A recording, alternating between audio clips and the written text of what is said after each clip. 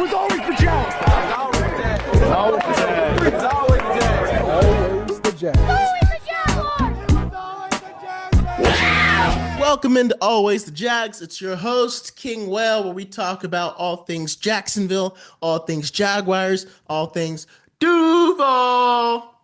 Today, our episode is just going to be takeaways from OTAs. I'm going to talk about, some of the highlights and things that we noticed from OTAs, and what we should be looking for as we hit the waiver wire, as that's going to be coming up pretty soon. And pretty soon I'll do like a roster prediction probably in a couple of weeks, and then see how that pans out after the training camp, see if anything changes. I already have a pretty good idea of what I think the roster is going to be, but again, we'll see as we get closer. But first, I got to start this off by a huge announcement. For anybody who knows me, knows that I lived in Charlotte for a very long time, but I'm originally from Florida, hence being a Jaguars fan. And it's my pleasure to officially announce next month I will officially be living in Jacksonville. So this is no longer a podcast from a Jaguars fan living in Charlotte. It is now going to be a Jaguars fan living in Jacksonville. Let's go. So I'm super excited about the move. It was the right thing for my wife and I. We'll end up being closer to family and closer to the community, to our Jaguars fans, to our people. As it turns out, there aren't a lot of bars in Charlotte with Jaguars fans. So we'll be in Jacksonville coming up pretty soon, sometime next month, just in time for the season to get ready as we enter this lull. So let's do my takeaways from OTAs. I don't know if I was trying to come up with if I have 3 or 4 or 5, but I'm just going to talk about my takeaways from OTAs. My first thought is Travis Hunter is a beast, but let him, become an animal first, if that's the best way to put it. Travis Hunter is a beast. We all saw that highlight reel over and over again, where he, first of all, just being stride for stride with Brian Thomas Jr. is something to be, that's an accomplishment in and of itself. And he was, they started from the line of scrimmage, and he was running with him. And Brian Thomas Jr. is one of the fastest guys in the NFL. Most people cannot just run stride for stride with him. Travis Hunter could. So he's fast, which is great for our defense.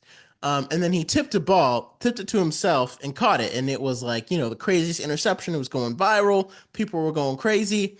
And NFL pundits picked it up and they were like, well, let's actually look at it. And I looked at it. The ball hit the ground. He tipped it. It kind of hit the ground. And one guy was like, oh, I think he tugged on him. And they started kind of picking it apart and everything.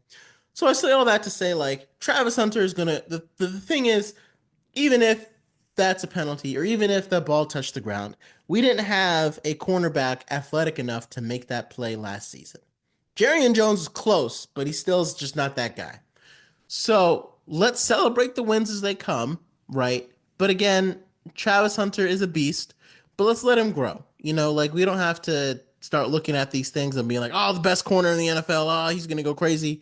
He's going to be good. He's going to play good, but he needs room to grow because it's as we blow these plays out of proportion, other people are going to come back and look at them and try to throw water on it and cool it down. You know what I mean? So it's let's not overhype him because I don't want to see him get torn down when it was still a great play. You know what I mean? But they're purposely trying to tear it down so that way, to kind of cool the flames of all the excitement around him.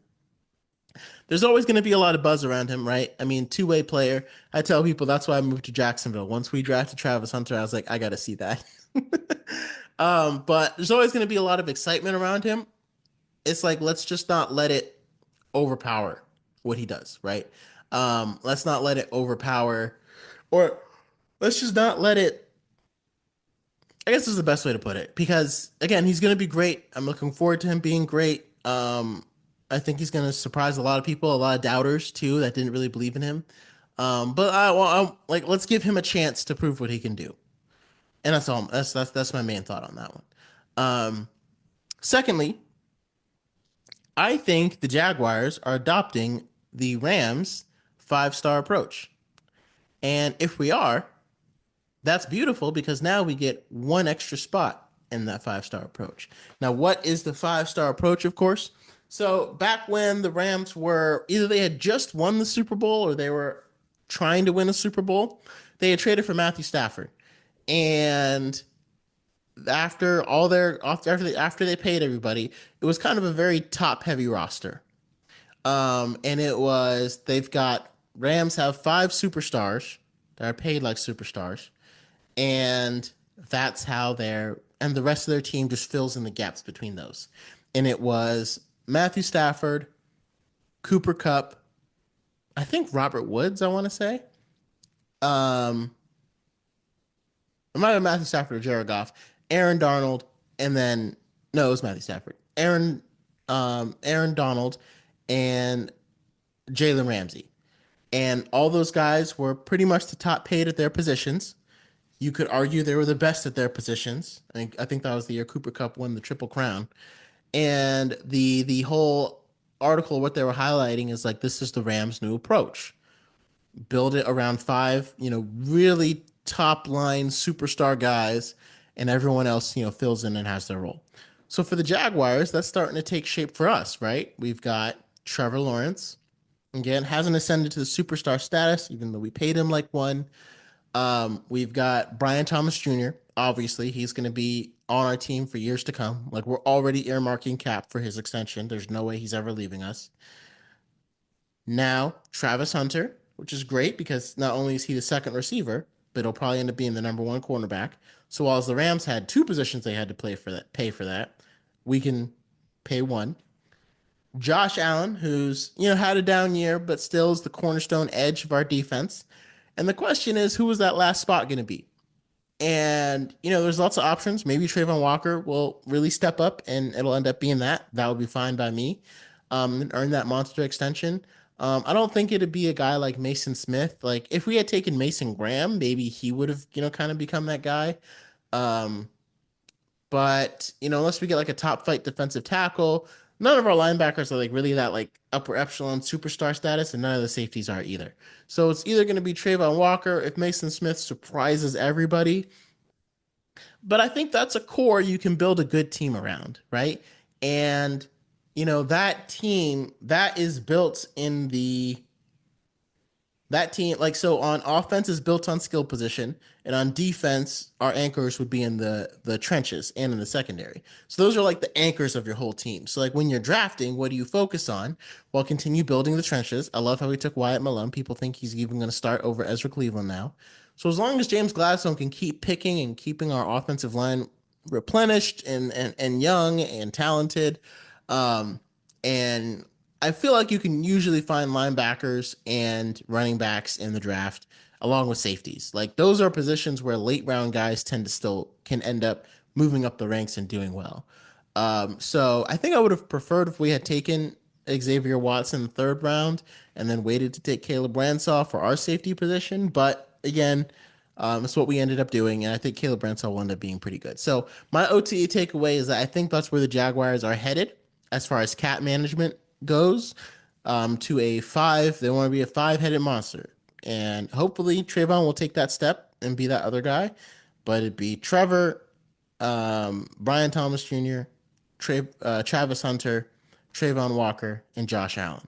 And the Rams have proved that you can have a successful cap while navigating your 5 superstars, and all we have to do is, James Gladstone comes from there. The Rams have drafted. That's why I was so excited to have him, because the Rams have drafted extremely well over the past few years.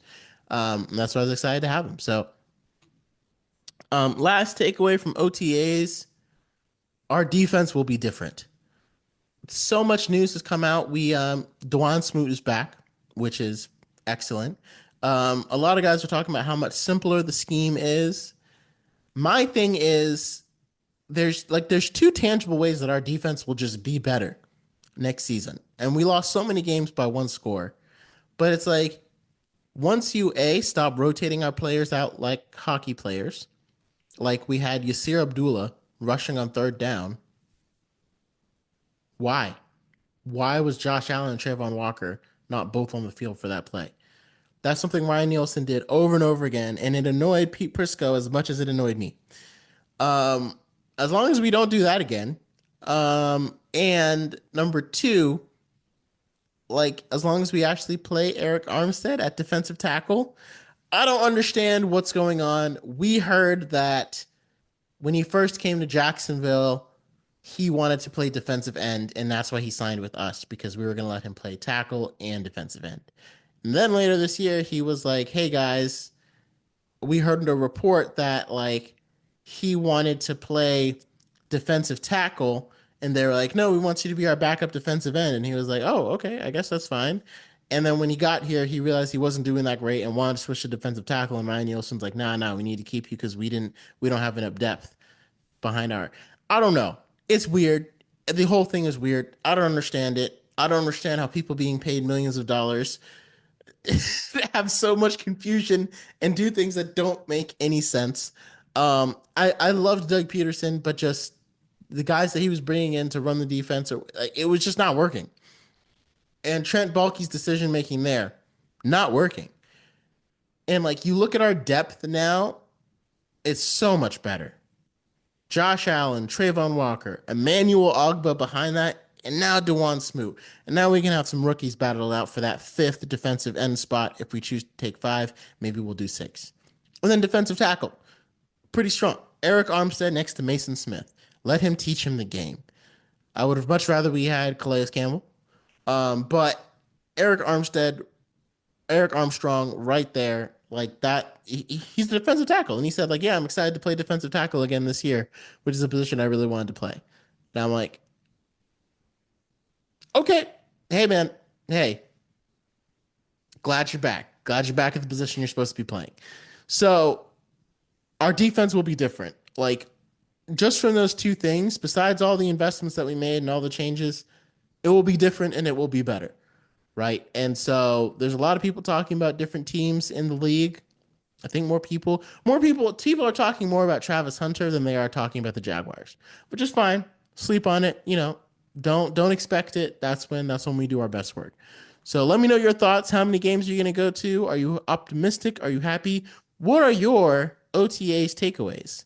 And we'll probably rev this thing back up in a little bit with my roster predictions. And always remember, it was always the Jags.